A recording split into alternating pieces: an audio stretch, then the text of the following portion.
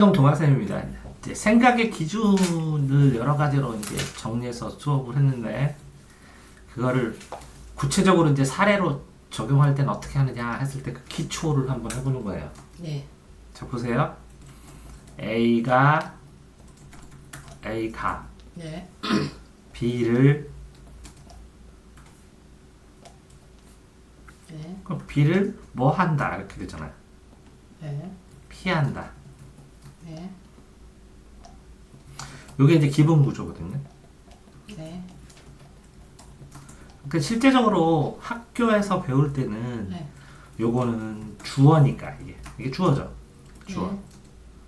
그러니까 요걸 주체라 그래. 주어라. 주체. 네. 주어인 뭐 물체, 대상 뭐 이런 거. 네. 그럼 요게 목적어거든요. 늘이 붙어 있으니까. 네. 그럼 목적어면 요게 뭐라고요? 객체라고 그래요. 네. 그러면 주체와 객체의 이 P는 뭘까요? P는 얘하고 뭐 하고 있느냐 이걸 관계라고 그래요.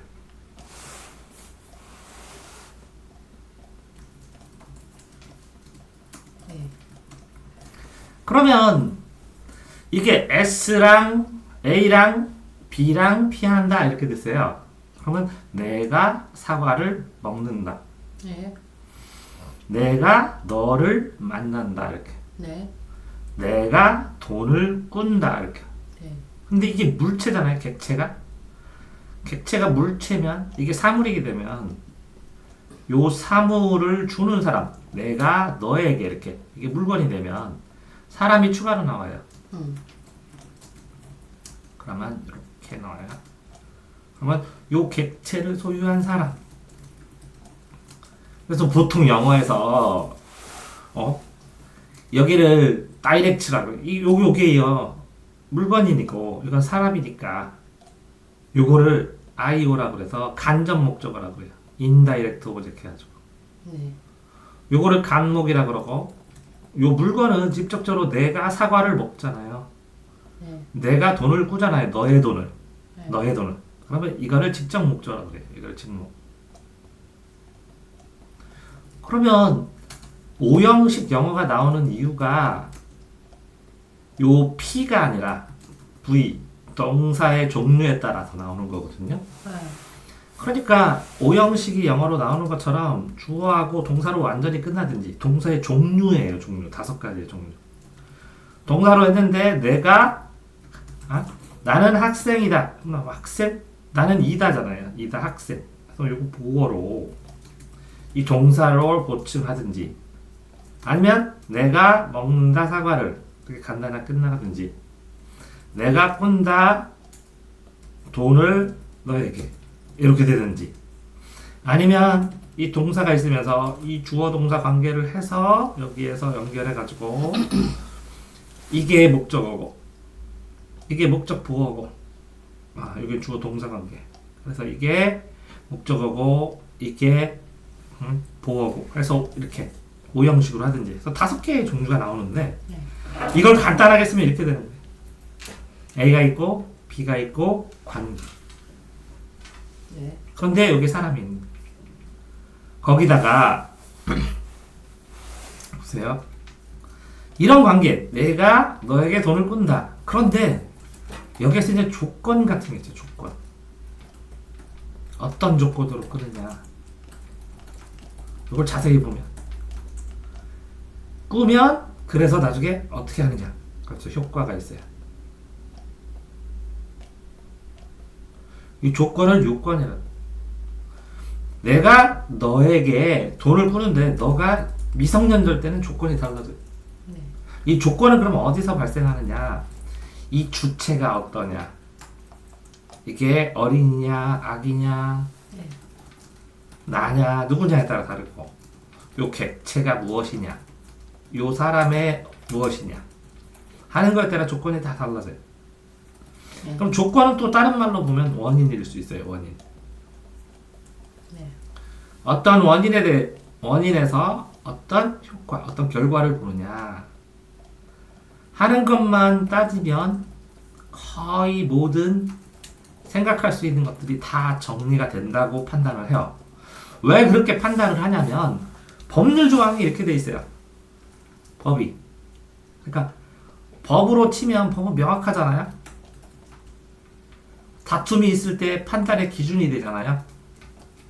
네. 그러니까 생각의 기준이니까 법률 조항이 이렇게 돼 있으니까 판단의 기준도 이렇게 된다는 거예요. 그러면 이 법이 가장 액기 쓰고 그 밖에 도덕이 있고 그 밖에 상식이 있거든요. 네. 그러니까 이 상식 중에서 최고로 엑기스가 되는 상식이니까 이렇게 판단하고 이렇게 생각해도 된다는 거예요. 잘 모르겠어요. 자, 법이 가장 도덕을 압축시키면 법이라고요. 네. 그걸 좀 더 확장시켜서 이거는 법은 지키지 않으면 처벌받아요. 네. 도덕은 비난만 받아요. 네. 근데 상식은 이거보다 조금 더 넓어요. 네. 그러니까 가장 좁은 게 가장 완고한, 가장 지켜야 될 기준이 법이니까 이 법의 생각으로, 법의 판단, 법이 판단하는 생각의 기준으로 생각을 해도 생각에서 무리가 없다는 거예요. 그런 상황에서 이거 보세요. 이게 이건 누가잖아요, 누가. 그걸 누가 했느냐, 이게 누구냐에 따라서 법률 관계가 되게 많이 달라진다는 거죠. 그러니까 책임자가 했느냐, 직원이 했느냐에 따라서, 주인이 했느냐, 종업원이에 따라서. 누가 누구랑 했냐. 그럼 이 누가의 특성을 알아야 된다. 누가. 네. 이 누가의 특성이 바뀌면 그거 뭐라고요? 조건으로 하나하나 따져본다는 거예요. 조건으로. 이 누가 주인이 했느냐, 주인이 도장 찍었느냐, 부하 직원이 찍었느냐에 따라서 이 나중에 효과가 달라진다는 거죠. 누가 했느냐에 따라 당연히 달라지죠. 그러니까 이 조건들은 번호를 매겨줘요. 1, 2, 3, 4에서 다양한 조건에 따른 변화되는 효과가 있겠죠. 이렇게. 네. 그래서 원인과 인과관계를 이 하나의 현상에서 따질 수 있어요. 그러면 시간이 변했을 때 이 결과가 달라지니까. 그 다음에 이 B가 무엇이냐? 그러면 뭐 법에서는 그래요. 동산이 무엇이냐, 부동산이 무엇이냐, 채권이 무엇이냐, 그게 다 다르겠죠. 그러니까 상품권이 무엇이냐, 상품권을 어떻게 할 수 있느냐, 돈처럼 쓸 수 있느냐, 이런 것도 다 정의가 되어 있겠죠. 예. 그렇기 때문에 누가 무엇을, 요 무엇도 어떤 거냐에 따라 다르다는 거죠. 자, 그러면 누가 무엇을 해요, 무엇을. 그럼 이렇게 한다는 거예요. 그럼 이거는 어떻게 한다는 거겠죠, 어떻게? 내가 공부를 한다. 내가 공부를 열심히 한다. 내가 공부를 중단한다. 그죠? 이건 어떻게겠죠? 근데 이제 실제적으로 어떤 문장이 있을 때요. 예. 이 문장 앞에 있는 걸 전제라고 하는데, 아니면 이 앞에 있는 게 이게 결과가 됐잖아요. 어떤 문장의 결과가 나타나면 네. 이 결과에 대한 이유는 이렇게 숨겨주는 경우도 있어요. 그러니까 왜 그랬어? 그러면 요거를 보고 본인이 이렇게 짐작을 해야 돼요. 네. 이유 없는 결과가 없으니까. 뭐 짐작하는 거는 추리하는 거랑 마찬가지죠. 그러니까 육하원 측에서 누가 무엇을 어떻게 왜 그러면 어떻게 하는데 왜 그런지는 이렇게 쓰고 있을 수도 있어요. 그럼 뭐가 있어요? 누가 어떻게 무엇을 왜니까 언제 어디서만 있으면 되죠. 예. 이게 실제적으로 A가 돈을 B에게 꾼다 그랬을 때 진짜 현실적인 문제는 기본적인 관계는 이건데 현실에서 정말 꼼꼼하게 따져야 되는 거는 언제 꿀 건지 하고 실제적으로 어디서 꿀지도 굉장히 중요하죠. 그러니까 돈을 갚는다. 근데 어디서? 제주도까지 와서 갚어. 이해돼요? 네. 나 있는 데서 갚어. 그럼 도망 다니면 빚 못 갚아요. 네. 그리고 이 언제까지? 언제 갚어? 이것도 굉장히 중요한 문제죠. 그러니까 실제적으로 현실에서 중요한 건 시공간이라는 거죠. 그러면 여기에서 봤을 때 네. 이게 주어, 목적어, 서술어 관계를 하던, 그죠? 네. 그럼 이게 뭐예요? 문장 성분이잖아요. 네. 그러니까 문장으로 떠올려서 생각할 수 있다는 거지. 왜 그러냐면 어떤 생각이 복잡하고 그러면 글로 써보는 거지. 생각이 그러면 뭐라고요? 생각이 고착화, 고정화돼요. 확정이 돼요. 어떤 일인지를 쭈루룩 글로 써보면 되죠. 네. 그러면 생각이 확정되면 그 문장을 뭐라고요? 문장 성분으로 분석하죠. 뭐라고요? 주어는 누구고 어떤 거고 자세하게, 목적어는 어떤 거고 서술어는 어떤 거고. 조금 이따 이제 이걸 가지고 한번 또 해볼 거예요, 자세하게. 근데 그 문장 성분으로 다 해보고 해봤는데 이걸 조금 자세하게 하면 6하원칙까지 분석하면 거의 퍼펙트하게 된다는 거죠. 네. 왜 그러냐면 여기에서 문장 성분할 때는 기초적으로 법에서도 법률 주체, 법률 객체, 법률 관계 이렇게 나와요. 법률 주체, 법률 객체, 법률 관계. 네. 이렇게 나오는 것처럼 이거는 아주 최고 기초적으로 분석을 해나가는 건데 이 기초적인 분석의 상황을 6하원칙으로 점검하면 시공간까지 다 고려를 하니까 시간과 공간까지. 그러니까 이거는 상황이 확정된다는 거야. 요 기초적인 건 뼈대를 만드는 거고 이 뼈대를 만든 것도 이 뼈대를 기초적인 것을 상황으로 확정이 된다는 거예요. 네. 그런 상황에서 더 심화를 시킨다는 것은 뭐냐면 생각을 하나하나 이 주체의 특성이 뭔가 객체의 특성이 뭔가 관계를 했을 때 조건은 뭔가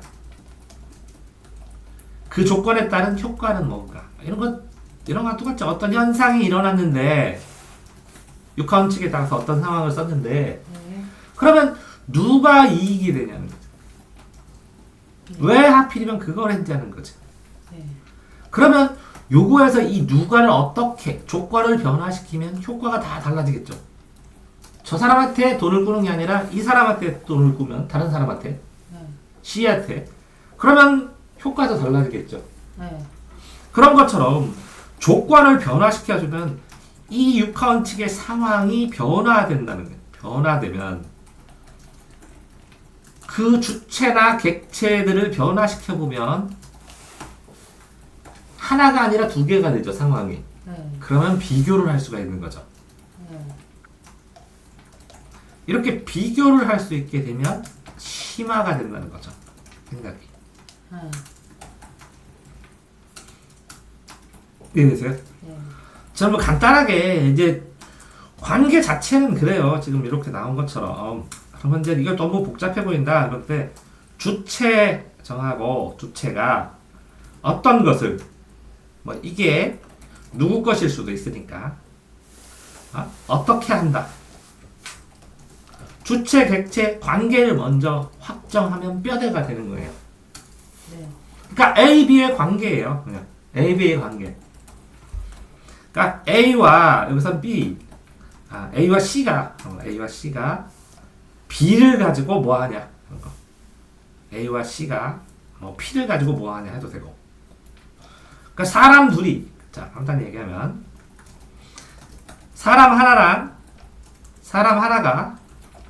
어떤 거를 가지고 물건을 가지고 뭐 하고 있냐는 거예요.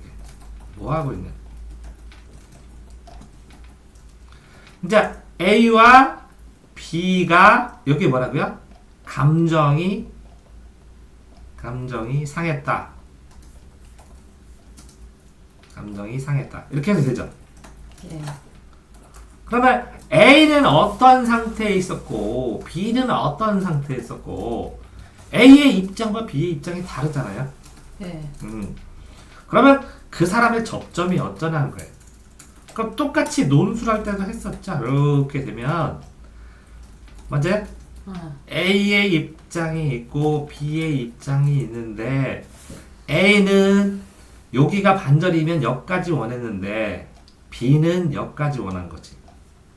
네. 그러니까 요만큼의 충돌이 있지. 네. A는 이만큼 원했고 B는 이만큼 원했으니까 요거만큼의 충돌이 있지. 네. 그러니까 감정이 상하지. 네. 그러면 요만큼을 어떻게 조절할 거냐? 네. 그러니까 무슨 얘기예요?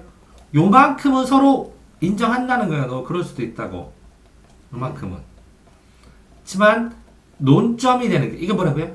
논점. 논점. 논점이 뭐예요? 논쟁이 되고 감정이 상하니까 쟁점의 부분이 어디냐는 거.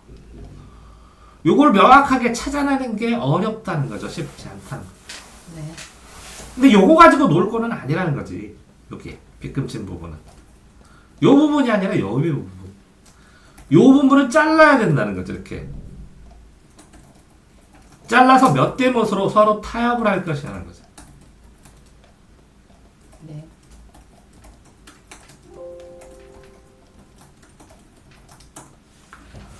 그러니까 이 A를 확정짓는 거 중요하죠. 네. B를 확정짓는 게 중요하죠. 네. 이 쟁점, 이렇게 타협하는데 감정이 상했다. 그랬을 때 이 감정 상한 요게 목적어잖아요. A와 B의 감정을 생각한다는 거죠. 네. 그러니까 항상 이 사람의 입장에서 이렇게 보는 거는 이쪽에서 바라보는 관점일 뿐이고 이 사람의 입장에서 보는 거는 이쪽에서 바라보는 관점일 뿐이잖아요. 네. 그러니까 이게 신문사가 A가 B를 논했을 때랑 B 신문사가 다른 신문사가 요걸 논했을 때 A 신문사가 요걸 논할 때랑 B 신문사가 요걸 논할 때랑 서로 다르다는 거죠. 네. 왜 달라요? 서 있는 출발점이 다르니까. 그러니까 출발점이 다르니까 눈의 위치가 달라요. 이게 눈의 위치가 다르다는 게 뭐예요? 관점이 다르다는 거예요. 볼관, 볼관자, 네. 지점. 관점이 다르다는 건 뭐예요? 이 출발점, 이 기초가 다르다는 거예요. 그러니까 이거를 뭐라고요? 인생관, 어떤 사람의 인생관, 어떤 사람의 세계관, 어떤 사람의 가치관, 다 똑같은 말이에요. 네.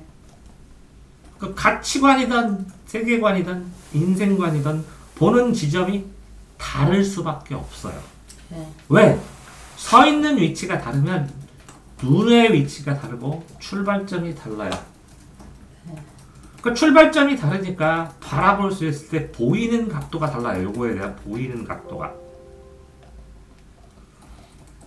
일례를 들어서 산이 이렇게 돼 있으면 여기서 보는 사람은 이거 밋밋한 산으로 보이고 여기서 보는 사람은 가파른 산으로 보일 수밖에 없어요.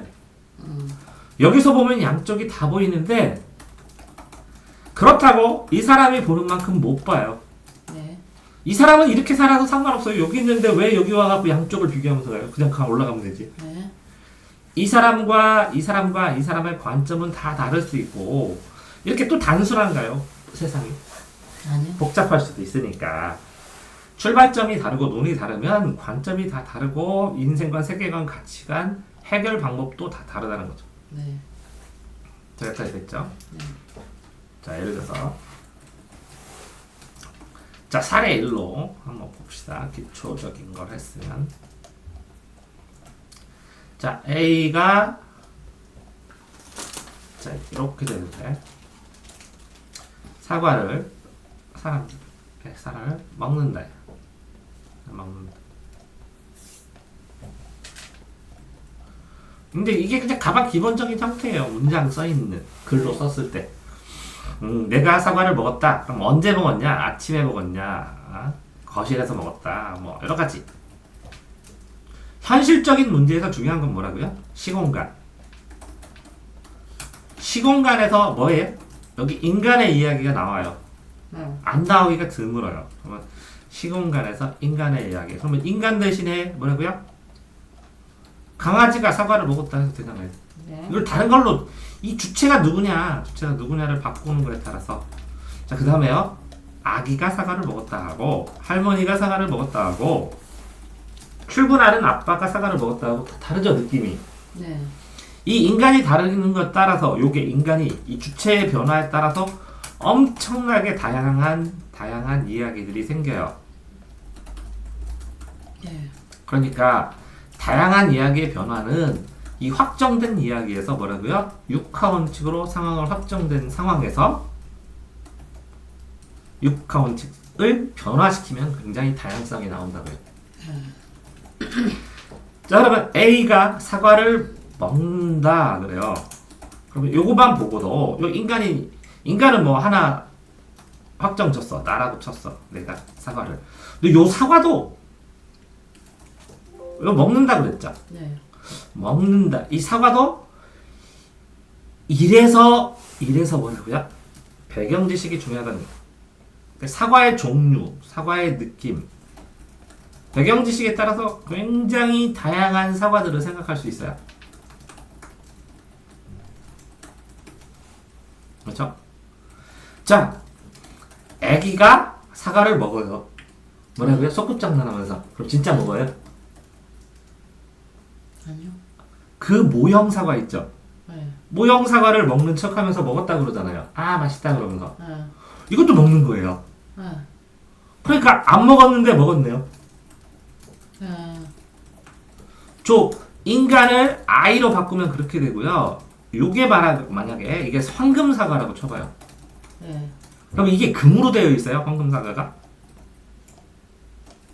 황금 사과? 아니요. 금속을 먹나?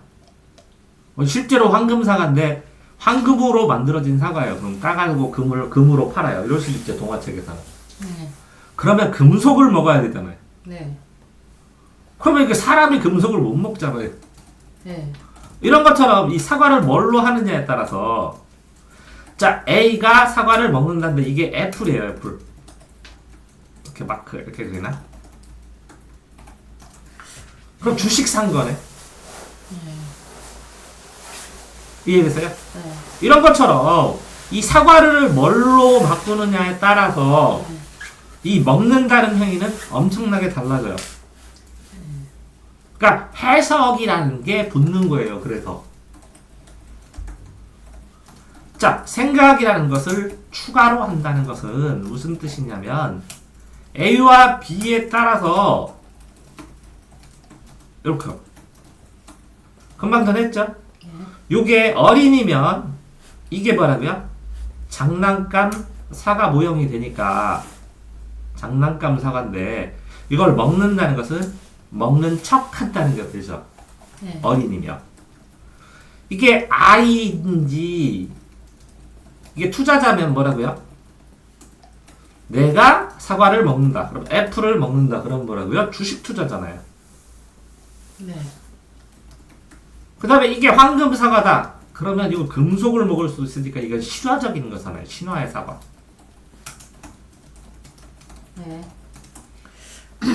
또 유하면 아기 있죠. 막한 한 살? 그럼 태어나서 보면 이 사과의 형태로 먹어요? 갈아서 먹어요? 갈아서 익혀서. 그럼 사과의 모양이 완전히 달라요. 이유식이 되니까 완전히 달라지잖아요. 사과를 먹는다. 근데 보통 누군가가 사과를 먹는다 그러면 뭐라고 사과 형체를 얘기하죠. 네. 그러면 이 사과를 먹는다 그러면 이게 그대로 먹어요? 잘라서 깎아서 먹어요? 잘라서? 깎아서. 그럼 모양도 달라지잖아요. 네. 근데 운동장에서 깎아서 먹어요? 아니요. 아니죠. 밭에서 깎아서 먹어요? 깎아서 먹을 수도 있지만 네. 이렇게 모양도 달라지고 이 시공간에 따라 다 달라져요. 그래서 A와 B, 이 A와 B, 이 주체와 객체를 얼마나 잘 확정 짓느냐에 따라서 뭐라고요? 주체와 요거 객체를 얼마나 잘 확정 짓느냐에 따라서 요 관계인 먹는다가 다 달라져요.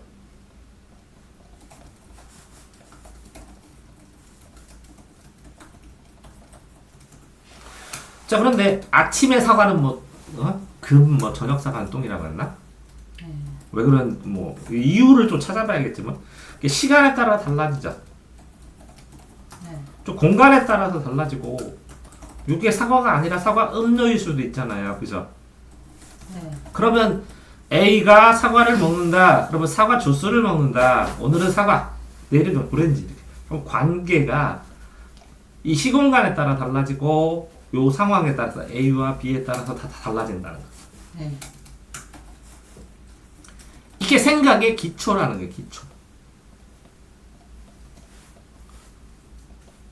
근데 여기서 왜 먹는지는 나와서요, 안 나와서요? 안 나올 경우도 많다는 거예요. 그런데 글을 읽다 보면 어떤 글이든 이렇게 위에 문장들이 있고 나중에 보면 밑에 문장들이 있고 있죠. 네. 그러면 이게 시간순에 따라서 논리순에 따라서 써주죠, 이렇게. 네. 그러니까 시공간의 순에 따라서 시간순에 따라서 논리에 따라서 이렇게 써주기 때문에 이것의 이유는 어디에 나오는 경우가 많아요? 여기에. 그 앞에. 바로 앞에도 있지만 그 전에. 어떤 사건 때문에 또 다른 사건이 일어나는 거니까. 네. 순차적으로. 그러니까 글을 쭈루루루 읽다 보면 자연스럽게 일상 상황에서 나타날 수 있는 논리적인 사건의 흐름들이 쭈루룩 써주죠. 네. 그러면 어떤 사람이 이걸 하나 읽었는데 이거를 딱 하고 이걸 읽고 이해되면 요 상황의 흐름들은 뭐라고요? 자연스럽게 추리할 수 있다. 이거 다음에는 이거 일어나는 거 추리하죠. 바로바로니까. 네. 그럼 나중에 이게 익숙해지면 뭐라고요? 이걸 보고 이걸 보면 그 가운데를 채워넣을 수 있다는 거지. 아, 이런 일들이 있었겠구만 중간에. 네. 그러면 뭐라고요? 추리력, 논리력이 향상이 되는 거예요. 책을 읽으면서. 네. 근데 이 추리력이, 논리력이 독서를 통해서 다양성을 가지고 만들어줘야 된다는 거죠. 네. 여러 가지 경험에 의해서. 자, 근데 요거를 이제 자, 사람이 사과를 먹는다 이렇게 되는 거를 다른 걸로 변형시켜 보자. 자, 애벌레가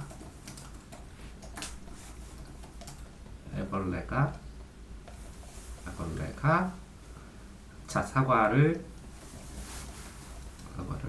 먹는다. 이렇게 하면 단순해요. 굉장히 다른데 얘가 얘를 먹죠. 근데 이제 실제적으로 요 사과가 애벌레를 먹을 수도 있어요. 그러면 뭐 되게 신기하다고 그러는데 이 사과가 캐릭터 사과예요. 이렇게 캐릭터인데 이렇게 눈도 있고 이렇게 입도 있는데 다리도 달려있어요. 저 돌아다니면서 벌레를 잡아먹어요. 네. 그러면 자기 몸으로 흡수되면 요거 안에는 벌레가 꽉 차요. 그런 걸 만들면 되죠. 네. 만화 영화에. 네. 자, 그런 것처럼 이렇게 사람이 아닌 걸 사람인처럼 만들기도 하고 어떤 상황을 가정하면 안 되는 건 없어요. 근데 일상적으로는 애벌레가 사과를 먹습니다. 근데 어떻게 먹냐는 거죠. 자, 그러니까 애벌레가 어떤 거예요? 얼마네요? 사과가 어떤 거예요? 얼마네요? 이거에 따라서 굉장히 다양한 상상을 할 수가 있어요. 자, 보통은 애벌레가 사과를 먹는다. 그러는데 보통은 만화 영화나 동화나 이런 데 보면 이렇게 돼 갖고 여기에 구멍 이렇게 파고, 그죠? 애벌레가 여기에 들어가 가지고 꼬불꼬불 하는 길로 들어가죠. 네. 근데 이 사과를 엄청나게 키워봐요. 근데 그러면 애벌레가 조그만한 척. 네. 그러면 아주 작은 벌레가 이 껍질에 이렇게 조금 이렇게 도드라기 치는 것처럼 네. 꼭 벌레 먹었다 그러죠. 네. 그러니까 벌레 크기에 따라서 이 크기가 엄청나게 다를 수 있어요. 이 크기를 변화시키면. 사과도 크기가 달라지면 엄청나게 다를 수 있어요. 그러면 애벌레를 엄청 크게 하면 사과를 한 입에 먹었겠네요. 네. 그러면 이제 어린 왕자처럼 애벌레가 이렇게 있으면 여기 볼록하고 이렇게 되면 요게 뭐예요? 코끼리. 사과. 애벌레가 사과를 삼킨 거. 네. 모자 모양 되는 것처럼 네. 뱀이. 그런 것처럼 애벌레의 크기를 다르게 하면 이 먹는다는 행위가 되게 달라질 수 있는데 똑같아요. 이 사과가 뭐 만화 영화나 이런 걸 치면 이 애벌레하고 사과를 했을 때 이 애벌레가 입을 버리고 숨을 들이쉬면 이 사과가 비처럼 쪼개져요. 네. 그래서 에너지처럼 애벌레가 흡수될 수도 있죠. 네. 게임 같은 데도 그렇잖아요. 애벌레가 지나가가지고 사과를 딱 건들면 이게 빛으로 뿅 해갖고 애벌레가 가고 애벌레가 커지고. 네. 이렇게 먹는다는 행위를 이렇게 보통은 그래요. 이게 이제 1차적인 의미다 그래요. 그냥 씹어 먹는다. 이렇게 돼 있지만 사용하는 거는 이 주체와 객체에 따라서 되게 다양하게 흡수한다. 그죠? 가진다. 그죠? 아니면 뭔가를 차지한다. 그러니까 이렇게 2차적인 의미 이걸 문맥적이라 그래요. 2차적 의미 이걸 문맥적 의미에 따라서 이 문맥적인 의미 그럼 뭐냐? 이 주체랑 이 객체의 요 특성을 생각해서 이 관계를 해석하라는 거예요. 요거는 1차적인 거는 사전적이면 그냥 나는 간다. 그럼 가는 건데 우리 할머니 가셨어. 저 사람 인기가 갔어. 하는 것처럼 이 주체와 객체의 특성을 고려하면 요거를 문맥적으로 해석한다고요. 자, 그러니까 얼마나 잘 다양한 애벌레를 아느냐에 따라서 이 문맥적 해석은 커질 수밖에 없어요. 정확해지고 단단해지고. 얼마나 이 사과라는 객체에 대한 이해가 높느냐에 따라서 이 문맥적 해석은 정교해질 수밖에 없어요. 그러니까 이거 뭐라고요? 경험적인. 배경 지식에 따라서 요 해석은 엄청나게 달라진다는 거예요. 자, 그러니까 이 사전적인 것은 이거는 오선지에 그려진 음표들이에요. 그런데 똑같은 오선지에 있는 걸 똑같이 쳤는데 어떤 사람의 음악은 왜 더 아름답게 들리고 어떤 사람은 덜 아름답게 들리느냐. 똑같이 노래를 대중가요를 하죠. 네. 사람들이. 네. 근데 어떤 사람이 가수가 부르면 막 애절하게 되는 게 연습을 통해서일 수도 있지만 요거요. 해석.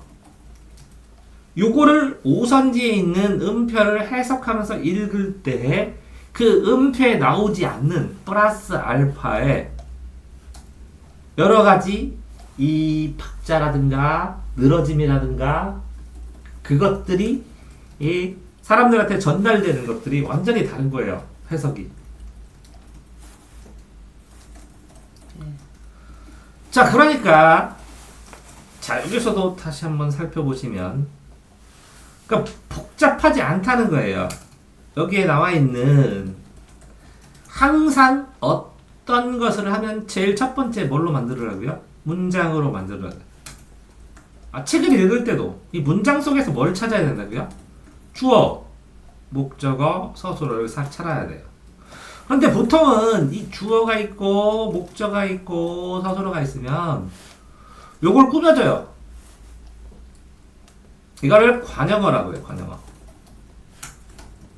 요걸 꾸며줘요. 그것도 관형어예요.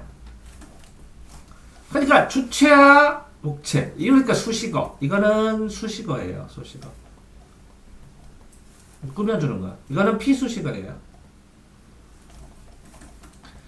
자, 지금 말하는 것처럼 이 주어하고 목적어하고 서술어 요걸 꾸며줘요. 이건 부사어라고 그래요. 부사어.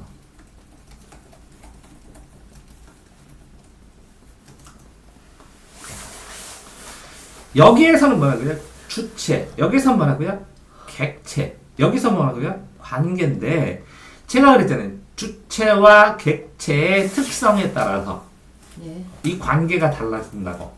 예. 그런데 이 주체와 객체의 특성이 여기 나와요. 주체의 특성이 어떤? 배고픈 내가 이해됐어요? 네. 덜 익은 사과를 맛있게 먹는다 이렇게.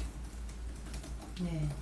특성이 이렇게 나와요. 이걸 꾸며주면서 네. 이 주어와 애벌레가 이렇게 굉장히 추상적이게 있는데 네. 이 추상적이게 있는 애벌레, 배고픈 애벌레라는 그 추상적인 애벌레 중에서 강조하고 싶은 특성, 이게 딱 드러나는 거예요. 그래서 이건 애벌레고, 이거는 뭐라고요? 관형어로 이 특성을 한정 지어주는 거예요. 한정하고 제한해 주는 거예요. 그러니까 이 특성을 강조하는 거예요. 애벌레 중에서.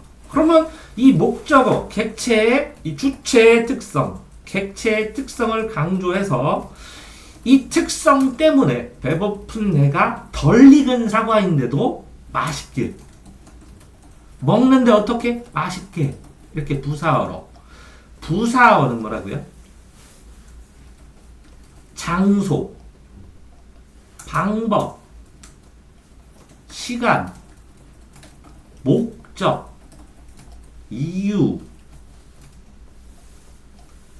장방시복의 조정, 조건, 어떤 정도, 양보, 비록 뭐뭐 이런 것들 있잖아요. 영어에서 이렇게 나거든요. 장방시복의 조정. 이렇게 부사어로 꾸며주는 거예요. 서술어로. 그래서 장소부사, 방법부사, 시간부사, 목적부사, 이유부사, 조건부사, 정도부사, 양보부사 이렇게. 자, 그러니까 제일 처음에 추출해야 되는 건 기본적인 주체, 객체 관계인데 이 주체를 수식한 걸 보면 이 특성이 주체에서 하나만 이거 한 번만 나오냐는 거야. 아니에요. 이 글을 읽으다 보면 어느 부분에서 이 주체를 꾸며준 거, 그 다음에 두 번째 거에서 꾸며준 거, 첫 번째 거, 두 번째 거, 세 번째 거 하면서 굉장히 많이 주체를 해요. 그럼 이걸 누적해서 기억해야 된다.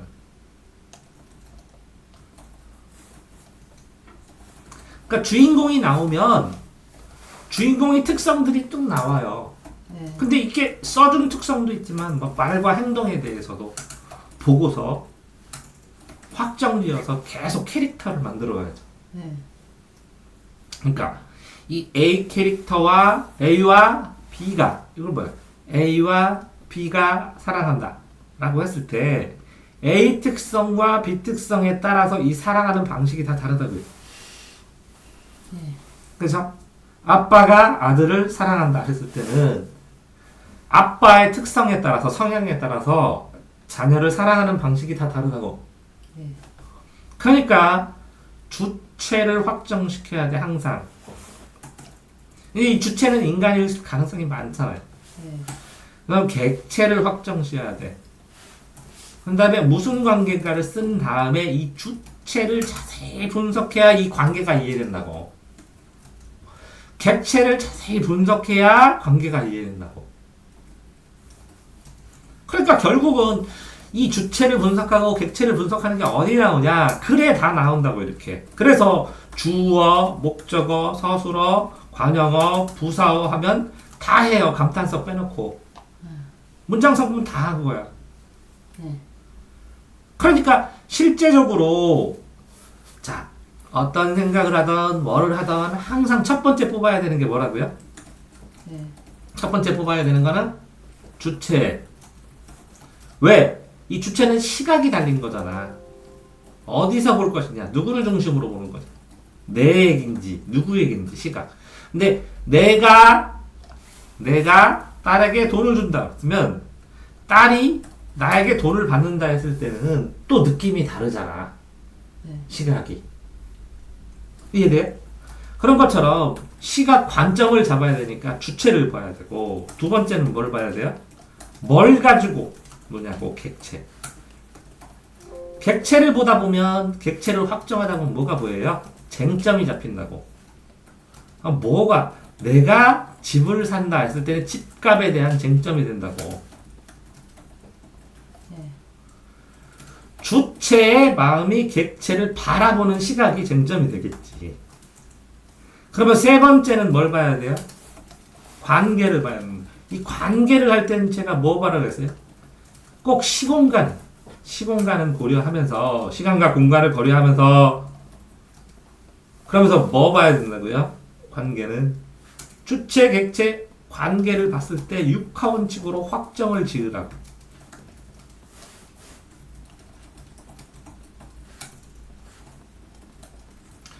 근데 요거는 하나의 사건이 하나의 상황.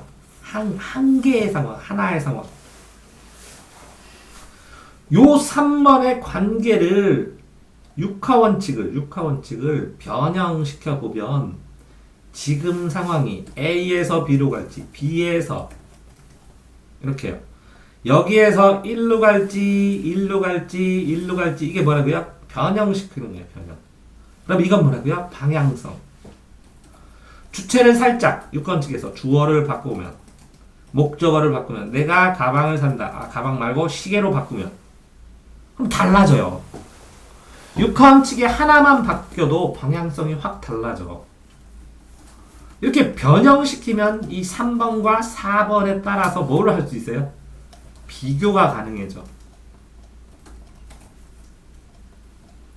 내가 A를 만난다. 내가 B를 만난다. 달라진다. 비교가 달라. 네. 내가 찾아가서 만난다. 내가 카페에서 만난다. 내가 오라고 해서 만난다. 상황이 달라져요. 느낌이. 네. 그런 것처럼 주체, 객체 관계예요. 이 육하원칙을 하면서 추가로 따져야 되는 게 뭐라고요? 조건. 왜 그럴까? 어떤 조건에 따라서 어떻게 효과가 다를까? 이 조건 효과는 여기서도 돼요. 어떤 조건을 바꿔버리면 뭐라고요? 기본적 조건과 효과를 분석해 놔야 이 조건 중에 하나를 변화시키죠. 그래야 비교가 되죠. 그러니까 애벌레가 사과를 먹는다. 이렇게 단순하게 하나를 써놓고도 이 애벌레의 배경지식의 양, 사과의 배경지식의 양에 따라서 먹는다가 달라지지만 어쨌든 이거를 명확하게 확정지면 육하원칙으로 확정지면 그러면 관계에서 팩트가 명확하게 돼서 기초 준비가 끝나는 거예요. 이게 뭐라고요? 신문기사예요. 3번이. 요거는 시각 가치관이고 이거는 쟁점인데 요거는 뭐라고요? 신문이에요. 신문은 육하원칙으로 나오기 때문에 사람들이 더 이상 질문 안 하는 거예요. 그러니까 다시 정리하면 제일 처음에 확정시키는 게 뭐라고요? 주체. 그죠? 주체 누가를. 요거를 뭐라고요? 자세하게. 특성을 포함해서 자세하게. 그 다음에 뭐라고요? 객체. 요건 뭐라고요? 무엇을이잖아요. 무엇을. 근데 이 객체가 두 개일 수 있잖아요. 누가 누구에게. 사람 있을 때는 누구에게.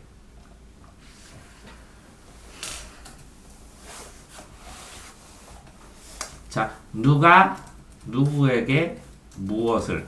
그 다음에 뭐라고요? 3번 관계.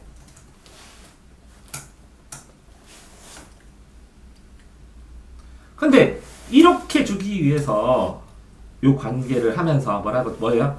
조건과 그 조건에 따른 효과.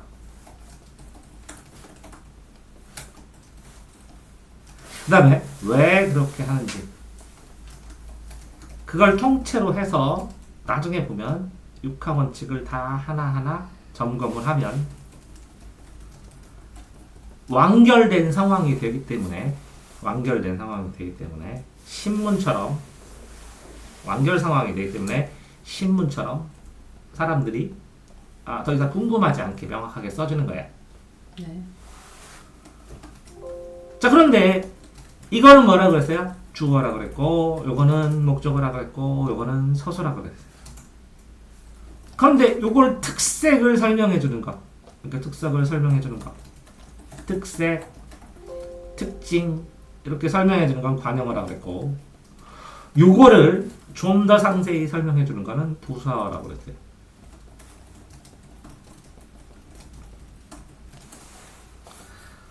그러니까 정리해서 다시 또 한번 보면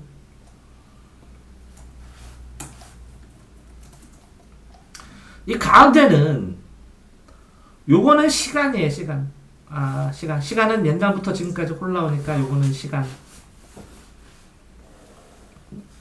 요거는, 여기는 동양, 서양도 되고, 동구, 서구도 되니까 이거는 공간이에요. 왜? 제가 그랬대요. 현실계에서는, 현실은 3차원계예요.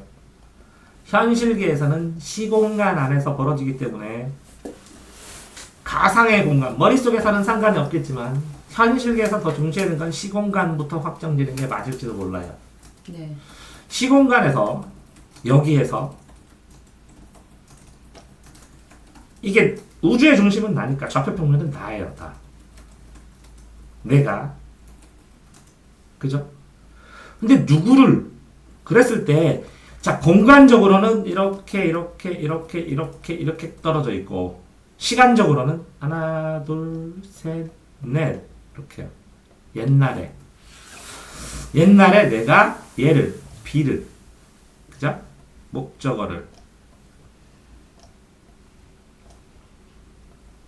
이렇게 하면 공간거리도 자기가 잡으면 돼요. 자기가 기준으로 이걸 1m라든 100m라든 1km로 하든 그럼 1, 2, 3, 4, 5 5잖아요. 5, 뭐라고요? 공간.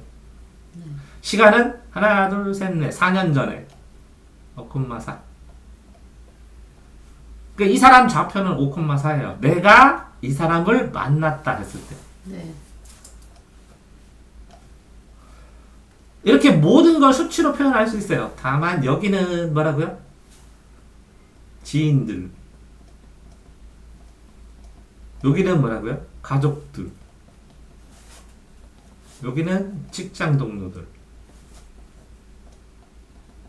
여기는 취미 동호회 사람들. 이런 식으로 구간을 나눠도 돼요. 네. 나눠서 이렇게 수치화시켜서 입력을 하면 리스트로 쭈르륵 뜰 수도 있어요.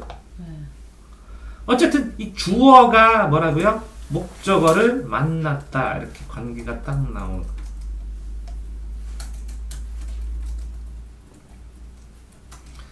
자 그러면 문장 성분으로 했을 때 이건 주어 이게 뭐라고요? 목적어 이거는 뭐라고요? 서술어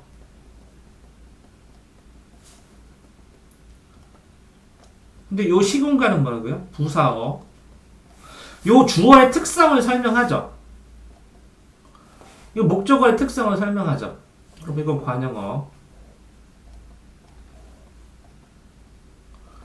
요 서술어의 특징을 설명하죠. 자세하게. 그러면 부사어. 그러면 문장 성분이 다 들어가요. 그러니까 생각을 할 때 이걸 중심으로 해서 이걸 놓고 이렇게 이 관계를 설명을 해줘도 돼요. 그러면 육하원칙으로 보면 이거는 누가고 이거는 언제 이거는 어디서 이거는 무엇을 이게 무엇을 어떻게 화살표를 어떻게 갔냐고 이렇게 갔냐고요 이렇게 갔냐고요 방법이 다르죠. 접근하는 방법이 이렇게 갔냐고요. 네. 근데 이 화살표에서 왜 하필이면 이건지 왜는 생략되어 있을 가능성도 크다고했죠. 네. 여기에 설명하기도 하고 부사어에 왜 그렇게 했는지 뭐라고요? 왜 이유잖아요. 이거 보세요. 왜 이렇게 했는지 그러면 여기에 자 상식의 삼간인 생각 기준에서 상식의 삼간인 삼간 시간, 공간, 인간도 나오고 문장 성분도 다 나오고 글로 써야 되니까 문장 성분 분석해야 되니까 문장 성분도 다 나오고 요 판 안에서 육하원칙도 다 나와요.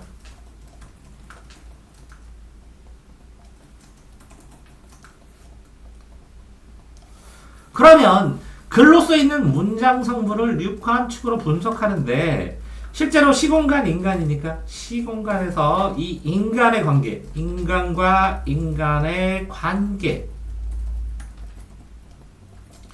관계로 이 관계에서 이 문장 성분을 나누다 보면 필수 성분과 부속 성분이라는 게 있어요. 필수 성분, 부속 성분. 그러면 이 필수 성분이 바로 주어, 목적어, 서술어, 영어로 또 보어, 주어, 목적어, 동사, 보어. 이런 게 필수 성분이에요. 이게 부속 성분은 다 이렇게 수식어예요. 꾸며주는.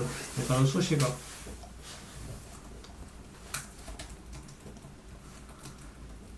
이렇게 문장 성분에 떠나서 이 관계.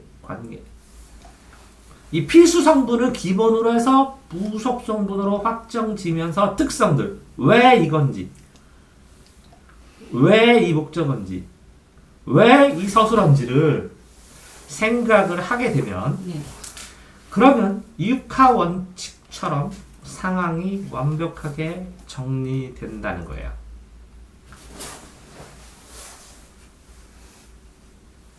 자, 그러니까 생각의 기준의 가장 기초적인 것은 상식의 상관이고 그것을 문장으로 생각하되 육하 원칙으로 상황을 완결해서 이해한다는 것이고 그랬을 때 요 편 안에서 이 주어를 바꾸면 이 좌표평면의 숫자가 완전히 달라지고 목적어를 바꿔도 완전히 달라지고 이 특성만 변화시켜도 이 왜 하고 가는 방향성 어떻게 가야 되는지가 완전히 달라지거든요. 네. 그러니까 상식의 상관, 문장 성분, 육하 원칙, 그러면 육하 원칙의 변형. 육하 원칙을 변형시킬 때 두 개를 변형시키기는 힘들어요. 너무 복잡해 변수가. 그래서 하나 정도 바꾸어 보면서 생각을 해보면서 변화에 대해서 변화에 대한 모색을 하게 되면 방향성을 잡게 된다는 거예요. 방향성을.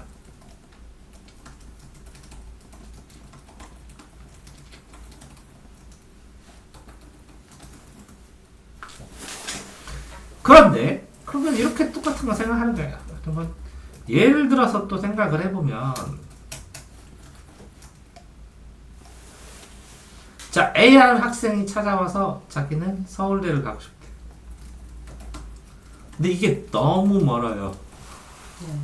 직선으로 가는 걸 가르쳐줘도 그 직선으로 가는 걸 내가 그 A의 능력으로 그걸 할 수 있느냐는 또 별개의 문제예요. 네. 그러면 A가 어떤 애가 이렇게 그러면 S 다시 난 이렇게 공부를 하고 싶대요. 네. 그럼 현실에서 가장 중요한 건 뭐라고 했어요, 제가? 그럼 내가 지금 현재 어떤 상태냐는 게 이 원점이 네. 사람마다 다 달라요, 출발점이. 공부를 시작해도. 네. 그러니까 나를 자꾸 분석해서 파악해야 돼요. 그 나의 수준에 따라서 수치가 다르니까 이건 나 혼자 고유하게 보는데 다른 사람과 비교해서 요거는 객관적이잖아요. 대학. 그러면 실제적으로 이걸 기준으로 해서 이걸 설정하는 게 아니라 이 대학을 중심으로 얘를 보는 거예요. 그러면 이 원점의 위치가 사람마다 다 달라요. 엄청 많이 떨어졌어 이거. 나 혼자 보니까 이렇지. 사람마다 이 A의 위치 수준이 다르다고. 이 대학을 가고 싶은. 네. 이해되셨어요? 네. 그러니까 이걸 기준으로만 보는 것이 아니라 역지사지로 요걸 기준으로도 요걸 볼 수 있어야 돼요. 그래서 이 원점을 정확하게 설정을 해야 이 상황 자체가 명확성이 되고 정확성, 객관성을 확보하는 것인데 A 나는 원점이니까 얘는 여기다 또 치고 하자. 그러면 이게 잘못되면 이 원점의 기준, 이 기준점이 잘못되면 전체가 다 흔들려요. 다 수치가 맞지가 않아. 너무 주관적이면. 네. 그러면 객관적으로 내 원점을 잡고 S에 대해서 생각을 해요. 그러면 S 대학의 수준을 명확하게 잡아야죠. 숫자를. 숫자의 기준이나 마찬가지다. 그럼 내가 대학을 간다예요. 근데 어떻게 갈 거냐. 이렇게 공부하는 애도 있고 보통 이렇게 공부하는 애들도 많죠. 네. 그러니까 이건 방법이라는 거예요. 방법론. 그 방법을 하는데 여기에 장애물이 있을 수 있어요. 이렇게 못 가요. 조건으로. 그래서 이렇게 돌아갈 수밖에 없는 경우도 있어요. 네. 왜요? 교육비가 들으니까 교육비가 없는데. 네.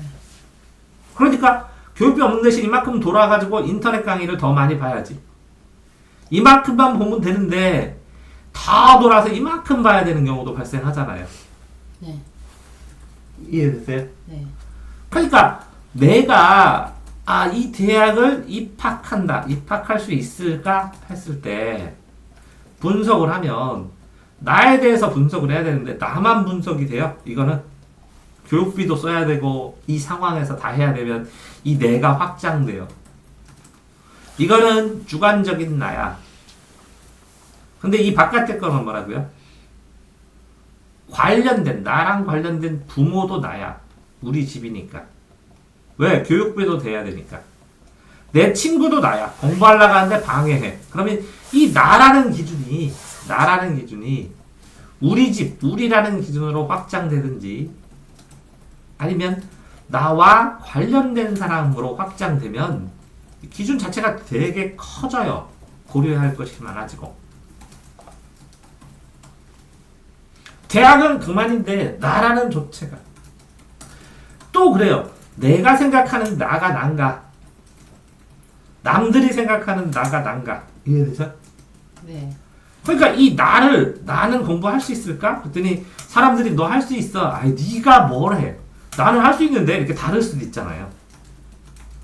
내가 생각하는, 남이 생각하는, 그러니까 나에 대해서 명확하게 파악하고 있어. 자기가 원점을 알아. 정체성이 확립된 거거든요. 그런 사람이 얼마나 되겠어요?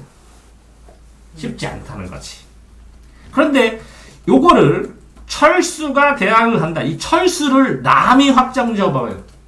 내가 바라볼 때 너는 이래 하고 그걸 명확하게 하기가 쉽지 않아요. 네. 그러니까 세상을 명확하게 관찰하기가 쉽지 않다는 거예요. 네.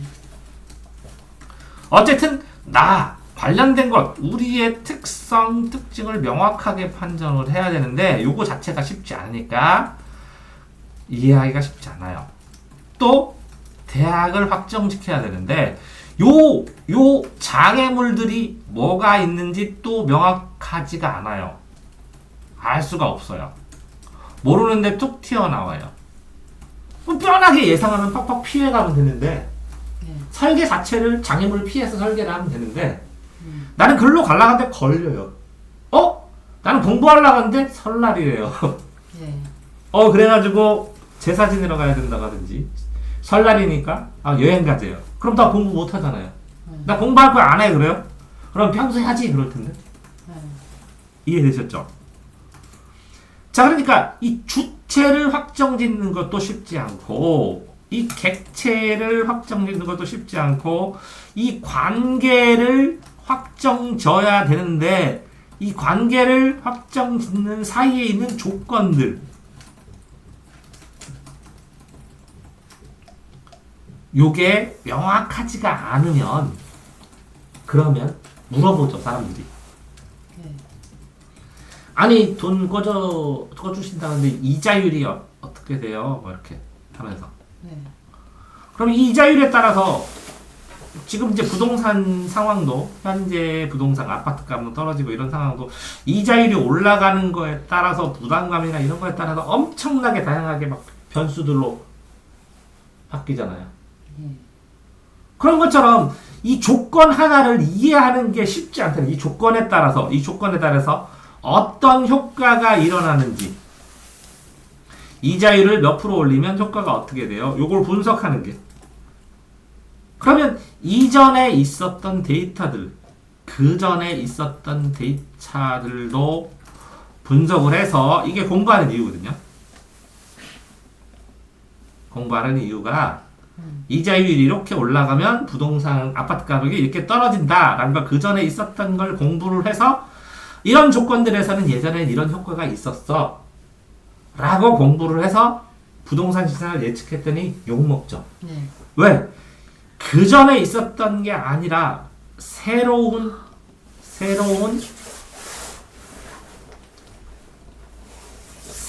방향으로 결과가 나타나요. 네. 자, 그러면 그 전에 있는 걸 공부하면 그대로 안 나타나고 새로운 게 나타나냐? 이런 거랑 똑같아요. 산이 있는데 두 갈래 길이 있어요. 이렇게 여기에서 여기는 살짝 보이기만 해요. 근데 여기서 여기까지 가지는 못해요. 그래서 여기서 50명이 도망가는데 쫓아오는 사람이 70명이라는 60명으로. 그러면 숫자가 많으면 다 잡아서 이길 수 있어요. 그랬더니 여기에 연기가 피어 올라와요. 그러니까 여기 있나 보다 하고 쫓아갔더니 여기에서 50명에서 한두 명만 여기로 보여서 연기 피우고 일로 도망간 거예요. 자, 근데 이게 알려졌어요. 왜 그래요? 그 전에 있는 작전들을 공부를 했어요. 그러면 두 번째는 이렇게 되면 일로 쫓아갈까요? 일로 쫓아갈까요? 자, A로 쫓아가요? B로 쫓아가요? 그 다음에요. 네, 이거를 알았어. 연기가 있는 줄 알고 쫓아갔더니 다 일로 도망가겠죠. 일로 유인하고. 그럼 두 번째는 어디로 가요? 글로 갈는 A로 가요? B로 가요? 반반 가야죠. 반만 가면 다 져요. 깔라질 수가 없어. 그럼 어디로 가요? 공부는 했어.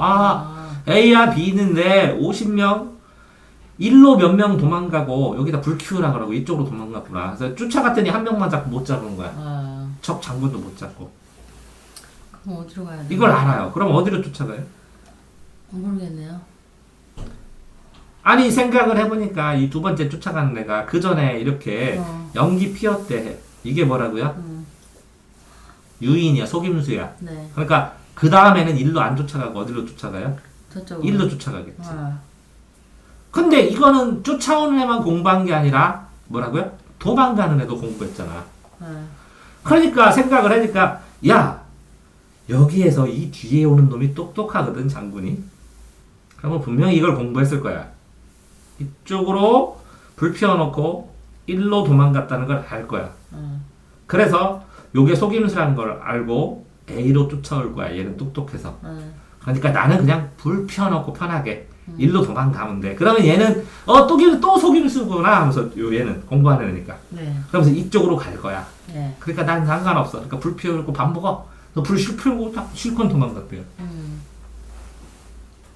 이해되세요? 네. 그러니까 사람의 심리라는 것은 이렇게 공부를 하고 그 전에 있는 걸 다 알아요. 이런 시간에는 인류적으로 그대로 그 전에 공부한 대로 발생을 한다면 새로운 사람들은 뭐라고요? 고민 안 하게 전부 다 알아요. 이렇게 하니까 부동산 값 올라갈 것 같네? 그럼 아무도 안 사겠지. 아무도 안 팔고. 이해되세요? 네. 그런 것처럼 일사불란하게 모든 사람들이 이렇게 다 판단하지 않아요. 네. 자, 요 얘기 알았죠? 네. 자, 제가 도망갈까요? 쫓아갈까요? 네? 제가 도망갈까요? 쫓아갈까요? 어디로요? 아니, 그러니까 이 도망가는 입장 하실래요? 쫓아가는 입장 하실래요? 쫓아가는. 쫓아가는? 자, A와 B 중에서 저는 도망갔습니다. 네. 근데 바꾸면 안 돼요. 이유도 있어야 돼요. 왜 그쪽으로 도망갔는지. 저는 쫓아가는데요. 네, 쫓아오셔야 되고. 네. 저는 이 둘 중에 어디로 도망갔을까요? 자, 정했어요, 저는.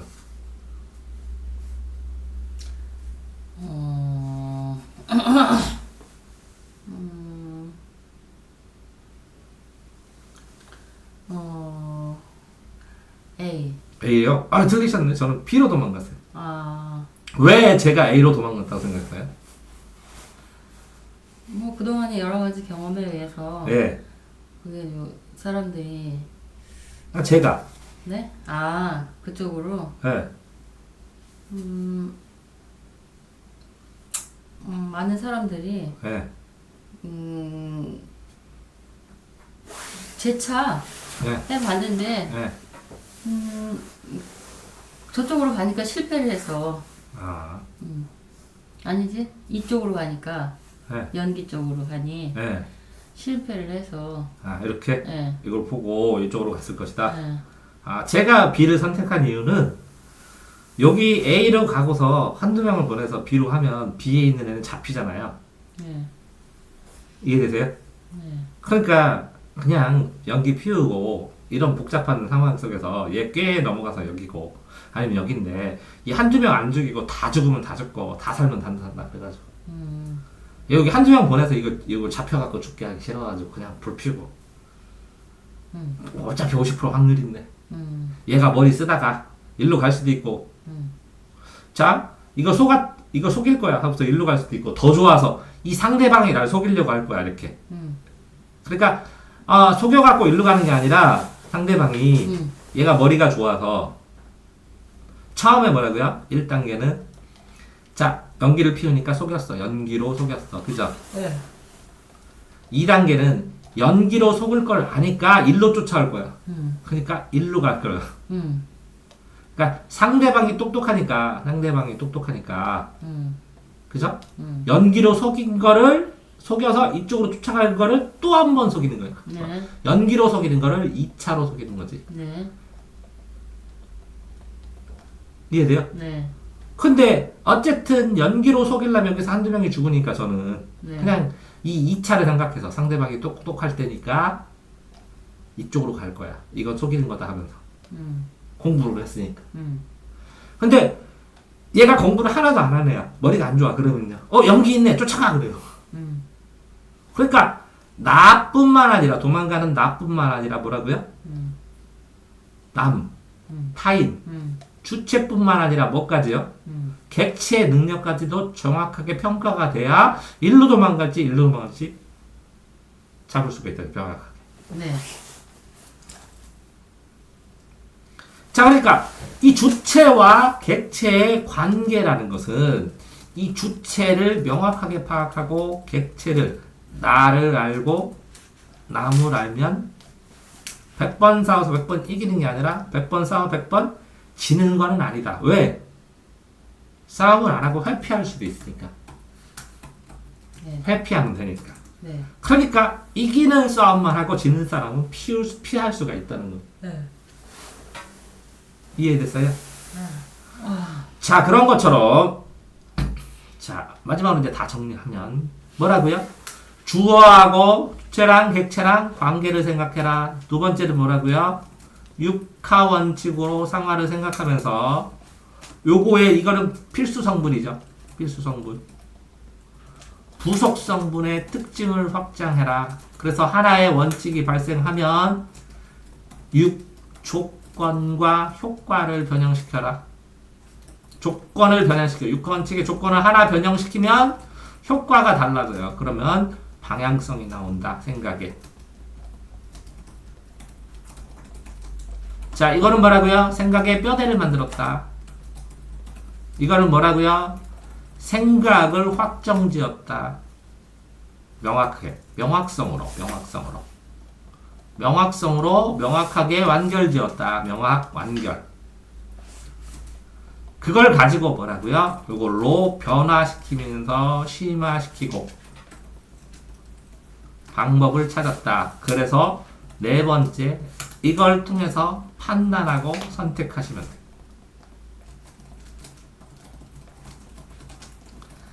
자, 이렇게 했을 때 지금 생각의 기준들에서 뭘 쓴 거예요? 문장 성분, 삼간, 문장 성분, 육하 원칙, 이거 뭐라고요? 여기 조건과 효과는 인과관계. 그죠? 요거는 기준의 변화. 이런 생각의 기준들을 썼다는 거예요. 자, 이게 이제 사례 하나입니다. 사례 하나. 자, 내가 사과를 먹었다. 요거를 변형시켜서 사과가 나를 먹었다. 라는 걸 가지고 굉장히 이 나를 바꿔주든 사과를 바꿔주든 이 나의 특성과 사과의 특성에 따라서 굉장히 다양한 먹었다 관계가 나타난다는 것을 해봤습니다. 수고하셨습니다.